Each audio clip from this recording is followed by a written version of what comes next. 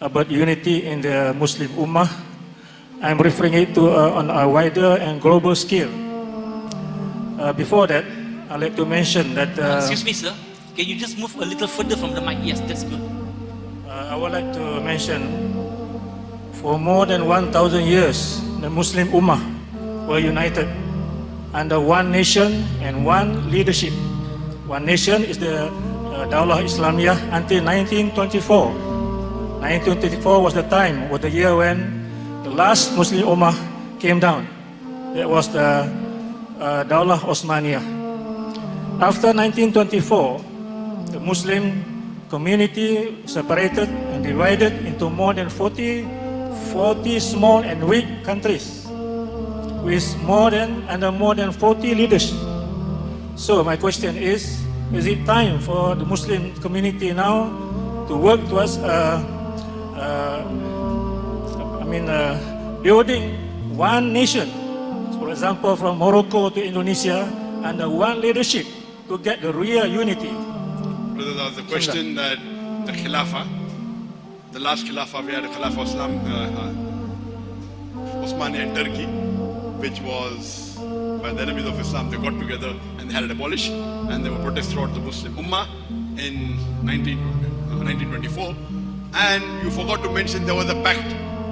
There was a pact by the enemies of Islam which made with Ataturk that for 100 years they cannot claim, and that 100 years is going to end in the next 5 years. I think it's 1923, it's not 1924.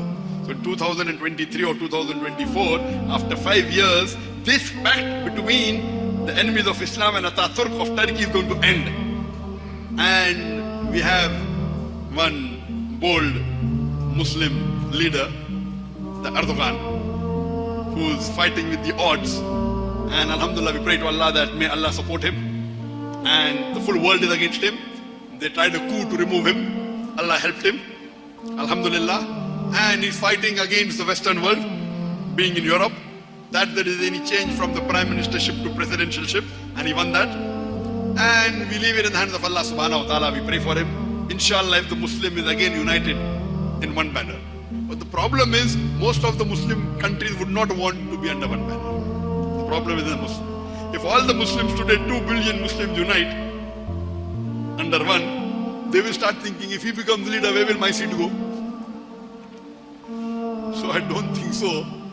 Unfortunately, the Muslim countries will agree.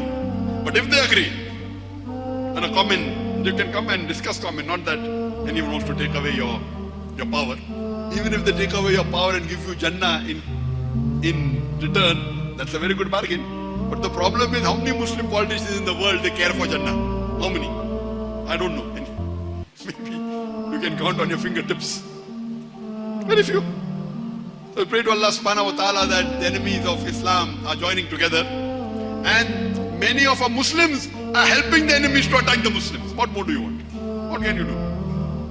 This is the state our beloved Prophet had predicted. He predicted it. We at least, number one, what you should do is see to it that I should see that I myself, am I following the Quran or Sunnah? Allah will not question me on the Khilafah when I am not responsible for it. First, Allah will question me, am I following or not? Yes, if I am someone who can really make a difference, Allah will question me. But first I should see that am I doing my faraiz or not? My salah, my zakat, my saum, my dawah, my good deeds, am I honest or not? I should not be corrupt. I should not be dishonest. I should be loving. All these things. If everyone takes care about that, inshallah the Ummah will become better. But the problem is we don't read the Quran and Sunnah with understanding. And anyone who follows Quran and Sunnah, you say the person is backward. Who is more forward than our beloved Prophet Muhammad? I don't know anyone who's more modern than the beloved Prophet Muhammad. So we pray to Allah subhanahu wa ta'ala, may He unite the Ummah. Whether they do it or not, whether Erdogan does or not. But there are various hadiths of a Prophet talking about that. The times of Akhirah. The signs of, there are minor signs, there are major signs. Minor signs, many have come. The last final messenger came. Then, inshallah, Isa alayhi salam will come. Then Mahdi alayhi salam will come. The Prophet has given basharat that those people who support Mahdi alayhi salam, they'll be given highest level in Jannah. and then there'll be a fight, then there'll be a war, then again Khilafat will be reinstated.